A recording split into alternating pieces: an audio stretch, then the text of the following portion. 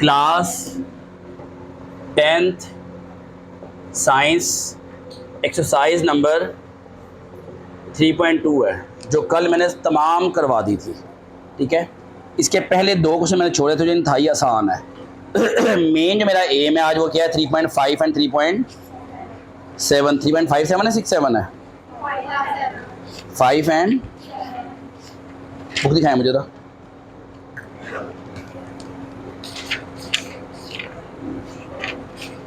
Yes, 3.5 and 3.7 इसके साथ क्या हो गई, ख़त्म हो जाएगी। ठीक है, मैंने कुछ बातें बताई थी।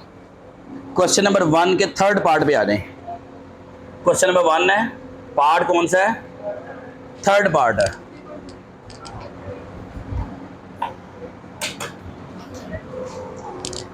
वो कहता है if y varies directly, remaining पूरे चैप्टर में ना आपको उसने इक्वेशन बना के दी हुई थी।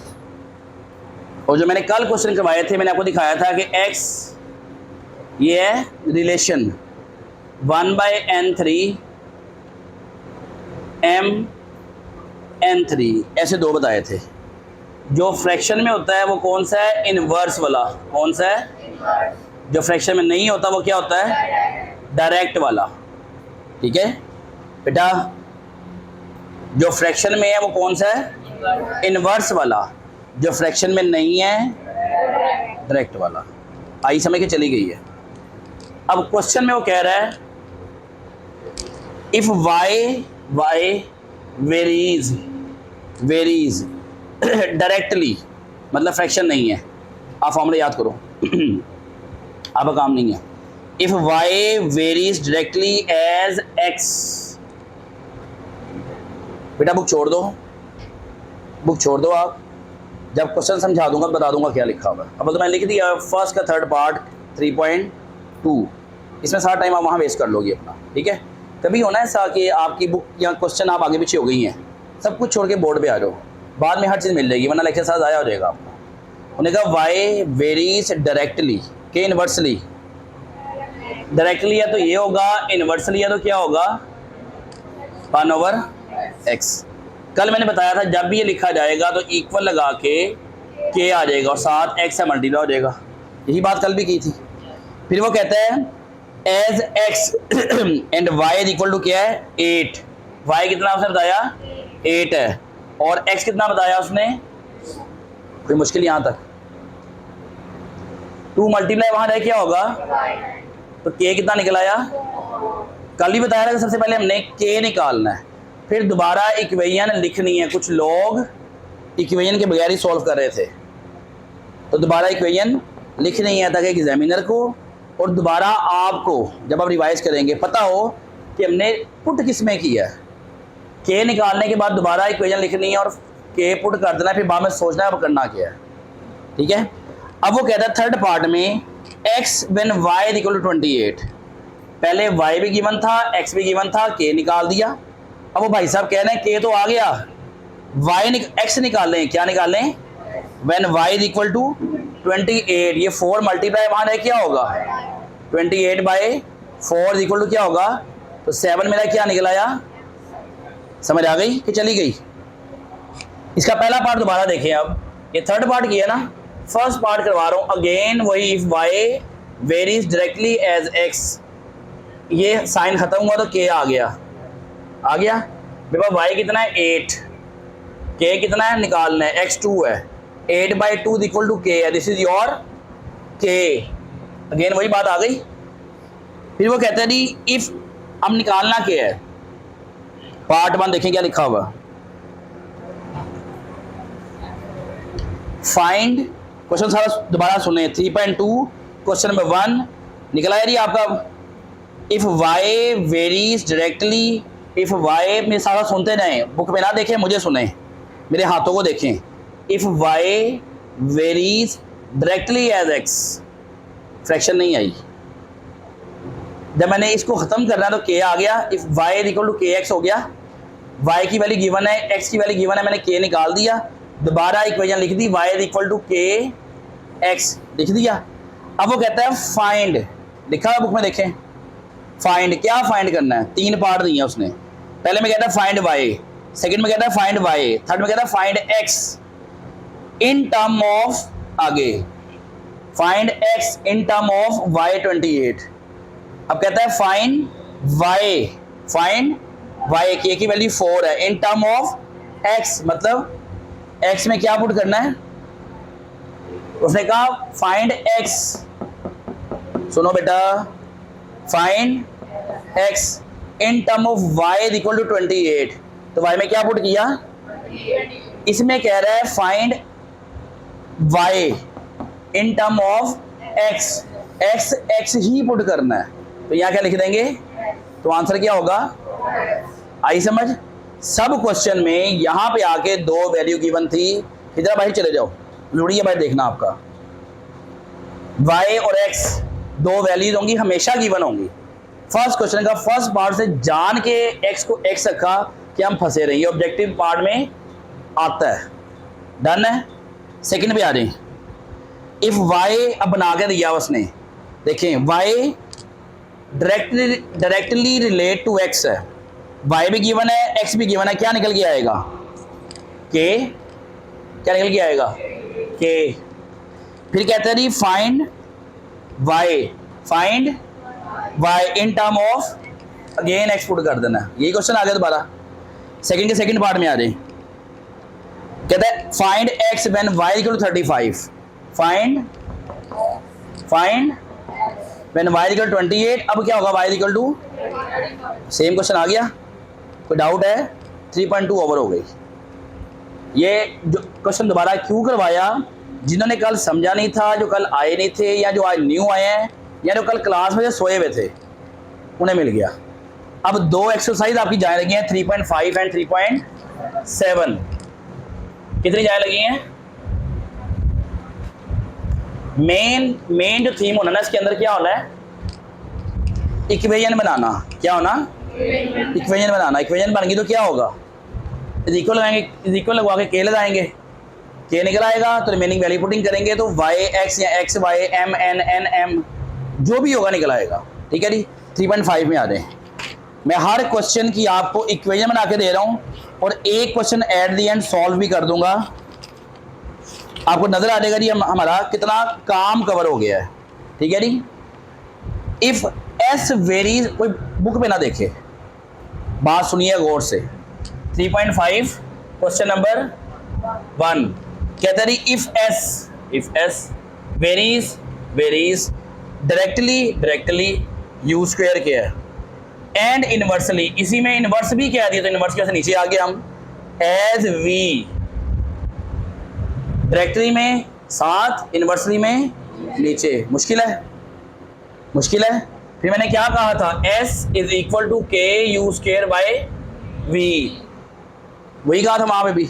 अब कितनी चीजें हैं, 1 2 3 4, निकालना क्या पहले हमने, के निकालना, तो s भी गिवन होगा, u भी गिवन होगा और v भी गिवन होगा, वहां में टाइम में समझ लेना, इस टाइम वो जरूरी है आपका। कहते जी s कितना है 7, u कितना है, v कितना है, k निकालना है। 7 2 डिवाइड है, वहां जाए क्या होगा, 3 का स्क्वायर 9 डिवाइड हो गया, k निकल आया, तो k कितना आ गया आपका 14/9। कोई नई चीज की मैंने, ये मैं सॉल्व कर रहा हूँ एक पहला, बाकी सारे मैं उतार दूंगा, इक्वेशन बना के आपके वाले कर दूंगा। फिर वो कहता है find the value of s when u and v, देखिए k निकल आया। मैंने क्या कहा था, k निकालने के बाद हम क्या करते हैं, दोबारा इक्वेशन उतारते हैं, उतार दी, s इक्वल टू के you square over v, k कितना आपका 14/9 है, यहाँ यू स्क्वायर आएगा, यहाँ v आएगा, यहाँ पे s होगा, डन है। इसको मैं ऐसे लिख सकता हूं, अच्छा। अब वो कहता है find the value of s, क्या निकालना है, s निकालना है।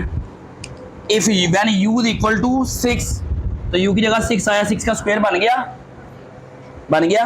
फिर कहता है v इज इक्वल टू 10, तो v की जगह क्या आएगा 10, तो यहां नीचे क्या आ जाएगा 10, 7 क्या आ जाएगा 14 बाय, अब क्या करना हमने, 6 का स्क्वायर 14 से मल्टीप्लाई, 9 पे डिवाइड, अगेन 10 पे डिवाइड, या 90 पे डिवाइड कर दो, आपकी मर्जी है। तो क्या निकल आया, एस आई के चली गई, पहला हो गया।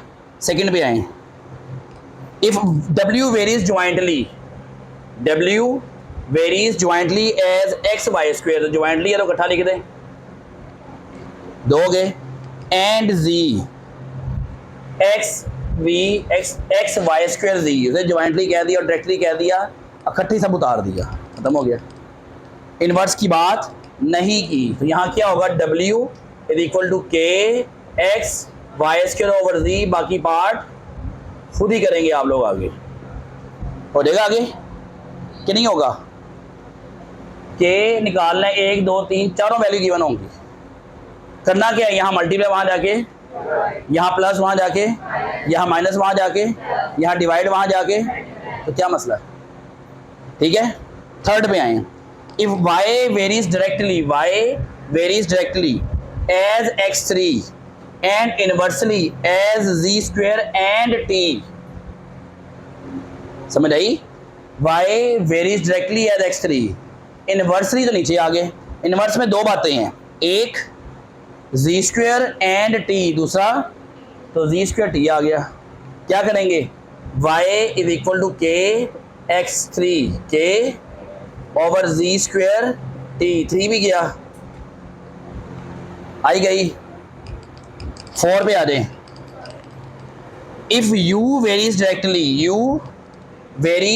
Directly as x square and inversely as yz3, हो गया कि नहीं होगा भाई, कुछ और अगर होता काम यही है। If v varies directly as the product of, सुनिएगा, v varies directly as the product of x y cube and inversely as z square, एक और बन गया। इनमें क्या करना है, समझ आ रही है, बी फ्रैंकली समझ आ रही है, ऊपर जा रही है, अभी भी कुछ आ रही है। क्वेश्चन यही है, कांस्टेंट है, कांस्टेंट को खत्म करने के लिए के आना है, इसको सॉल्व नहीं कर सकते, जब से हम इक्वल का साइन डालेंगे तो यहाँ पे क्या होगा, के आएगा, तो सबका पहले के निकलेगा, क्या सबकी गिवन है, यस, के आएगा तो 1 2 3 4 पुट होनी है, 1 2 3 4 पुट होनी है, 1 2 3 4 पुट होनी है, के हर एक में पहले के ही निकलना है, बाद में के पुट करके जो वो मांगेगा वो निकालेंगे हम, जैसे ये है, जैसे ये है, जैसे वो है, किसी में चेंजिंग नहीं आनी। 3.5 खत्म हो गई, 3.7 में आ रहे। कल मैं काम करवाऊं ना करवाऊं, पहले मैं कॉपी चेक करूंगा किस किस ने क्वेश्चन नहीं किए हुए, ठीक है जी। 2020 मैच खेल लेंगे फिर हम।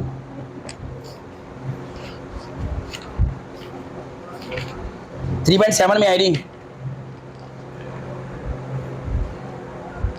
3.7 आ गई। The surface area of a cube, तो यहाँ क्यूब नहीं डाल देना, वो कह रहा है क्यूब मकब, इसे क्यूब नहीं कहते हम, इसका सरफेस एरिया कह रहा है, वो क्यूब नहीं डाल के बैठ जाना। Surface area of a cube varies directly, ये क्या है, varies directly at the square of the length का square, an edge of an edge, question बन गया आपका। यहाँ क्या करेंगे, A is equal to K L square, K भी गिवन होगा, एल भी गिवन होगा, पुट करेंगे के निकलेगा। आ रही है कि जा रही है, सेकंड पे आ जाए, समझ आ रही, सेकंड पे आए बेटा, के निकाल, सारा कुछ ही करना है।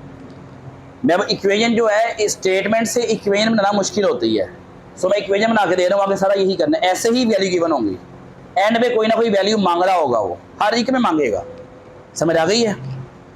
सेकंड में कहता है surface area S of the sphere, sphere क्या होता है, सफायर का सूट नहीं है ये कि मामा जा रही हैं और ईगा जा रही है सफायर का सूट लेके आ रही हैं, स्फीयर ये शेप्स हैं मैथ की, स्फीयर है, क्यूब है, स्क्वायर है, रेक्टेंगल है, घर का सूट लेना चले जाना।